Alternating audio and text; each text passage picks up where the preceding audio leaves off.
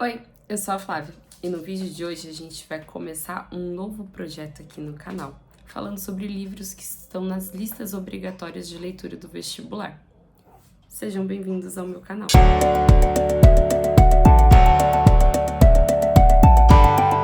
O primeiro livro sobre o qual a gente vai conversar é esse daqui, Mensagem, do Fernando Pessoa. Ele já apareceu na minha lista de livros de leituras de fevereiro, quando eu falei que tinha relido para um projeto aqui do canal. Pois é, o projeto é este daqui. A minha ideia não é dar uma aula ou, enfim, que fique um vídeo extremamente longo, denso, sobre o livro, mas é poder falar um pouco sobre essas leituras que são obrigatórias, tanto para quem vai prestar vestibular e tá querendo uma ajuda nesse sentido, quanto para aqueles que têm interesse, curiosidade ou que querem entender por que esses livros são leituras obrigatórias de vestibular. Eu decidi começar com esse daqui porque, além do Fernando Pessoa ser um dos maiores escritores em língua portuguesa, um dos maiores escritores de literatura portuguesa, ele também é um dos meus autores preferidos, assim, um dos autores que eu mais gosto de ler. Esse livro é um dos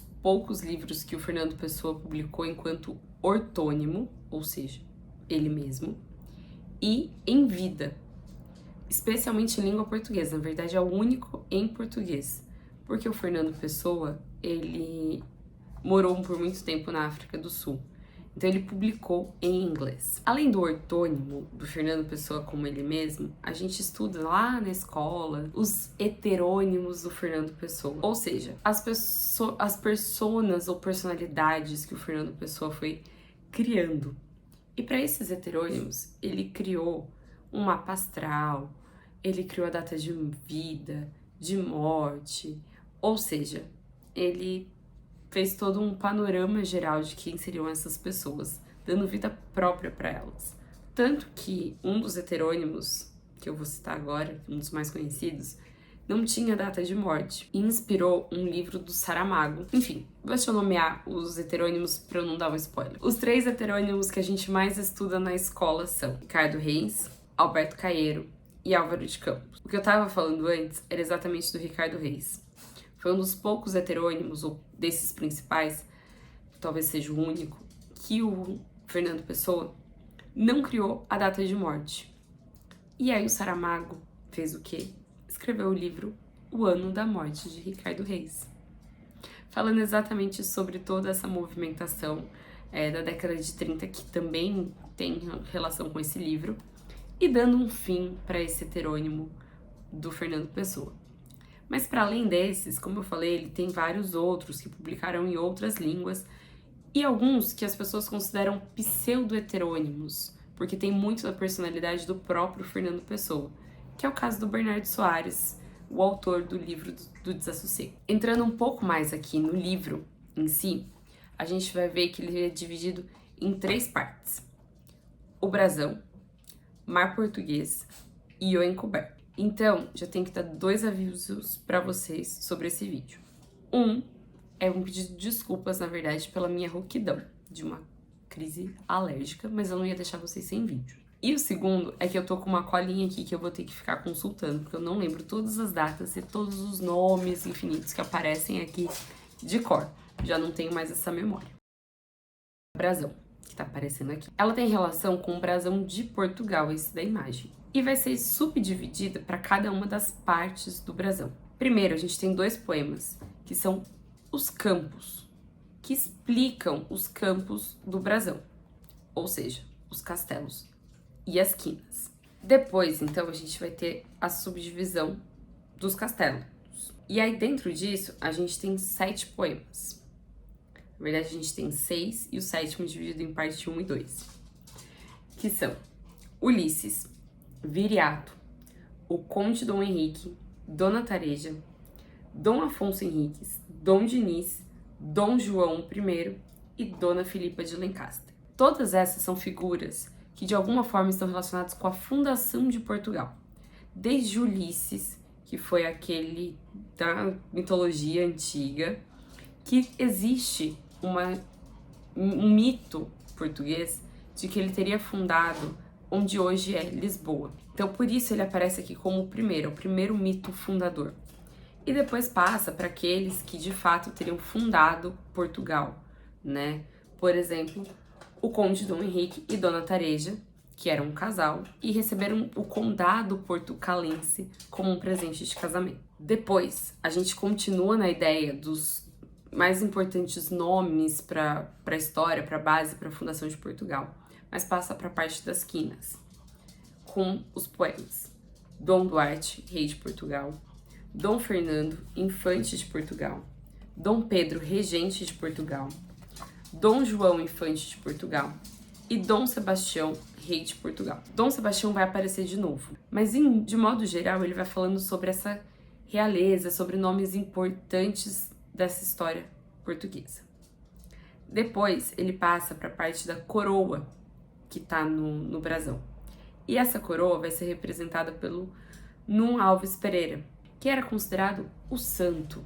Ele termina o poema, inclusive, com uma prece, falando e pedindo para este que deveria ter sido regente, rei de Portugal, em nome de tudo que ele fez para lutar pela independência de Portugal, ali em relação de Portugal-Castela,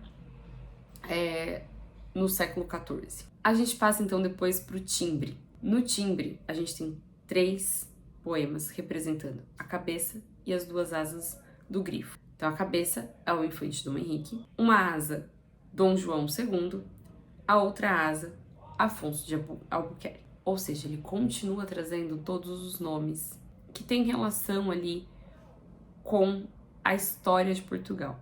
Por que isso? Antes de eu passar para a segunda parte. Porque este é um livro que reuniu poemas ufanistas em relação a Portugal.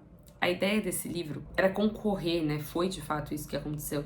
Ele concorreu a um prêmio do governo Salazar na década de 30, né, em 1934. Ficou em segundo lugar. E isso sempre foi uma questão para o Fernando Pessoa, né? Não ter ganhado.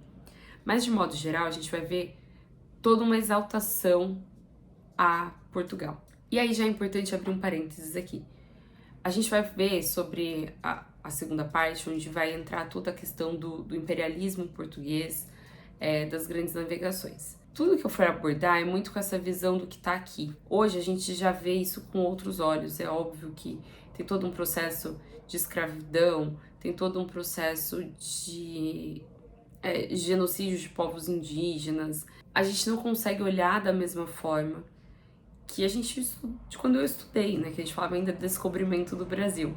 Mas é importante ressaltar que a gente está falando de um livro de 1934, escrito para falar sobre as glórias de Portugal, tá? Na segunda parte, então, a gente tem o Mar Português. E aí tem um dos poemas mais famosos do Fernando Pessoa. Essa é uma parte que não tem subdivisões. São 12 poemas.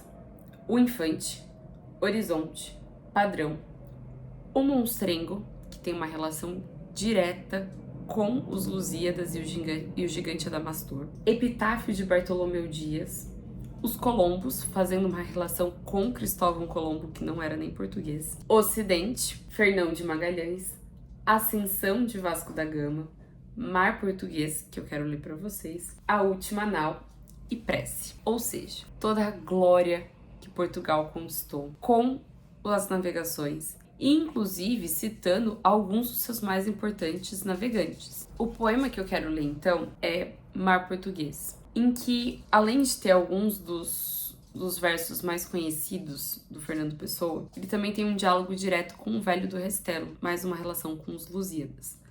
Se os Lusíadas é uma epopeia, né, clássica ali, muitos críticos vão considerar a mensagem como uma epopeia moderna, né, um conjunto de poemas narrando sobre os feitos de uma nação. Em Mar Português, então, a gente tem: Ó mar salgado, quanto do teu sal são lágrimas de Portugal. Por te cruzarmos, quantas mães choraram, quantos filhos em vão rezaram, quantas noivas ficaram por casar, para que fosses nosso, ó mar.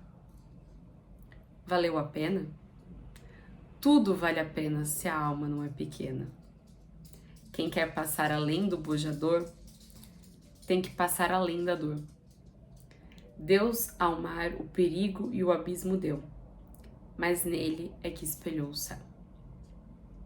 E aí, Bojador aqui é uma referência ao Cabo das Tormentas, na África.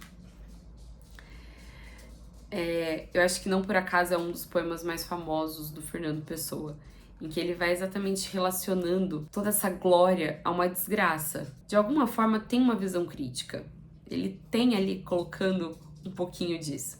Mas obviamente ele não vai deixar tão explícito assim dentro do contexto que eu dei pra vocês. Só é importante a gente ter isso em mente, de que, apesar de tudo, os portugueses têm uma noção do quanto de sofrimento essas navegações causaram. Mas nesse período, principalmente, do começo ali do governo do Salazar, da ditadura do Salazar, muito alinhado a outros movimentos de extrema direita nacionalista, como o franquismo, o fascismo do Mussolini, o nazismo do Hitler na Alemanha, não tinha como ser diferente senão enaltecer as figuras históricas. Mas a prova de que eles têm noção de que Portugal passou por esse período de extrema glória, imperialismo e dominação, e depois foi aos poucos caindo, e olha que ali na década de 30 que a gente tá falando, ainda nem tinha tido a independência de colônias africanas como Angola e Moçambique ainda, que só vai acontecer no final do governo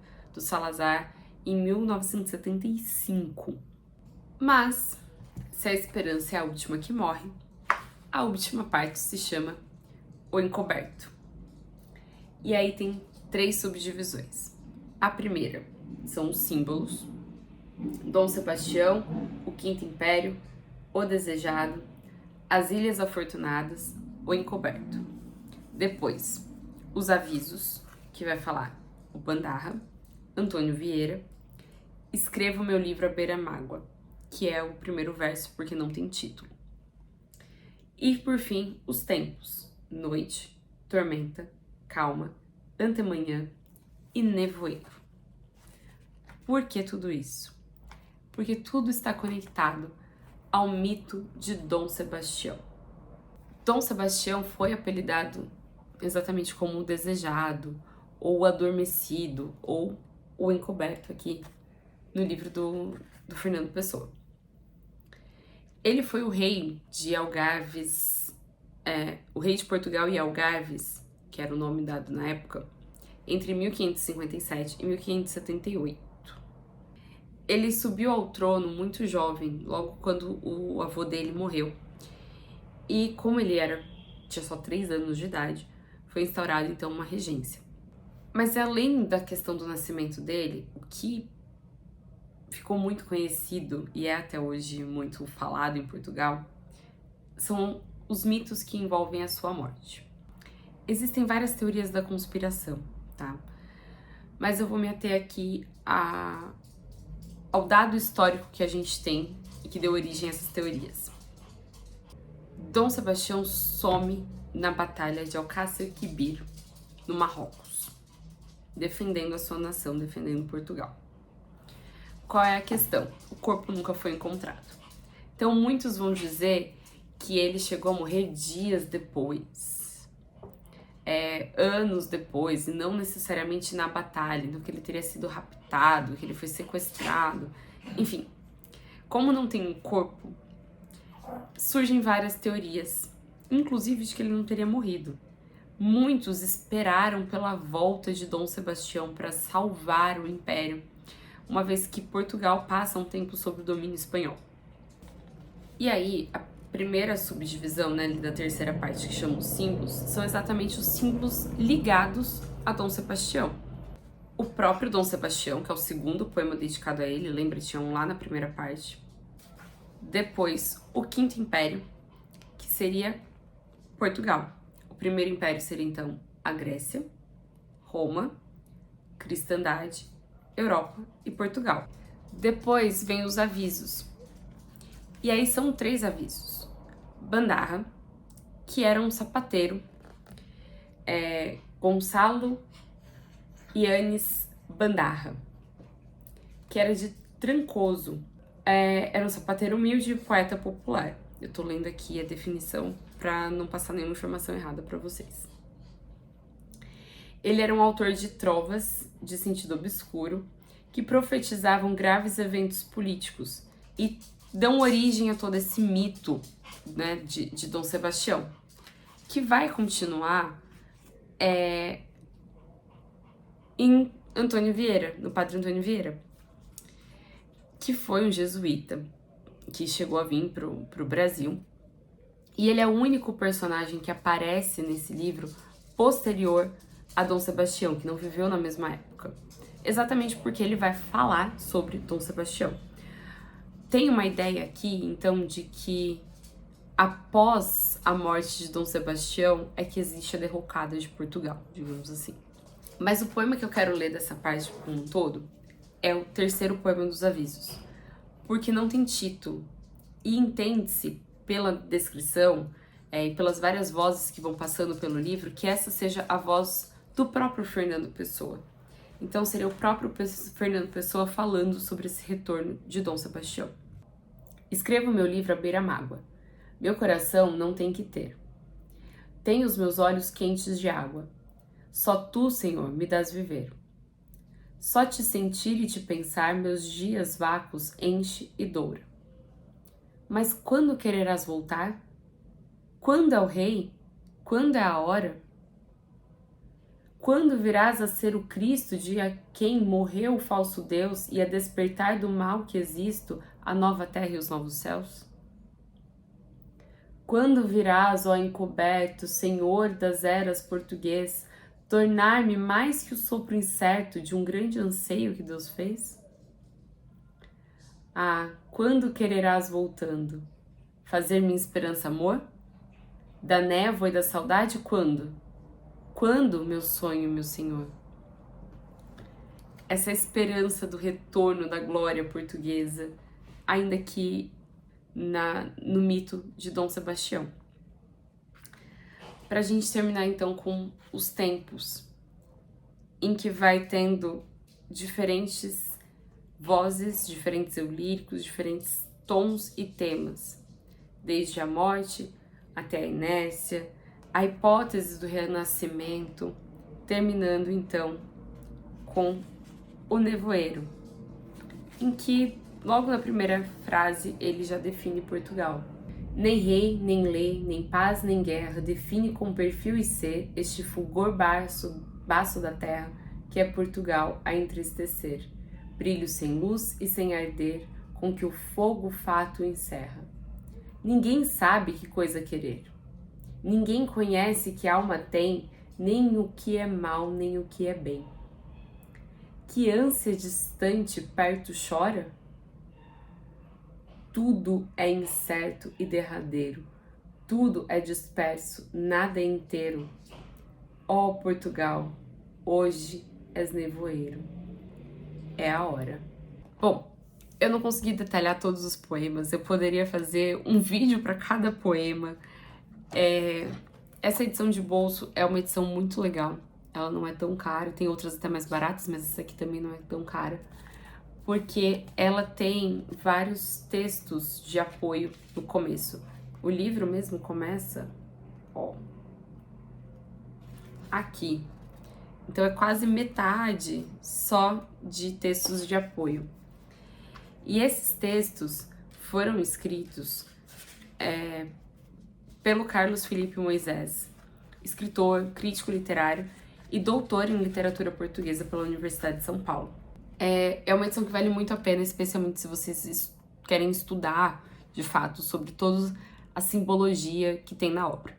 E se vocês quiserem mais vídeos de algum ponto importante do livro, de algum poema em específico, de alguma coisa, é só deixar aqui nos comentários.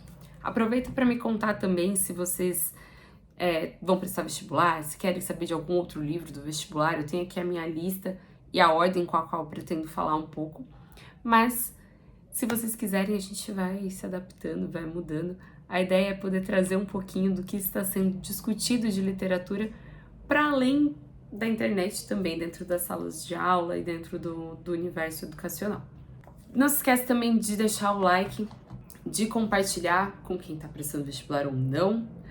Se inscreve aqui no canal, clica no sininho, saem vídeos 3 vezes por semana, toda segunda, quarta e sábado. E eu vejo vocês na próxima. Um beijo e até lá!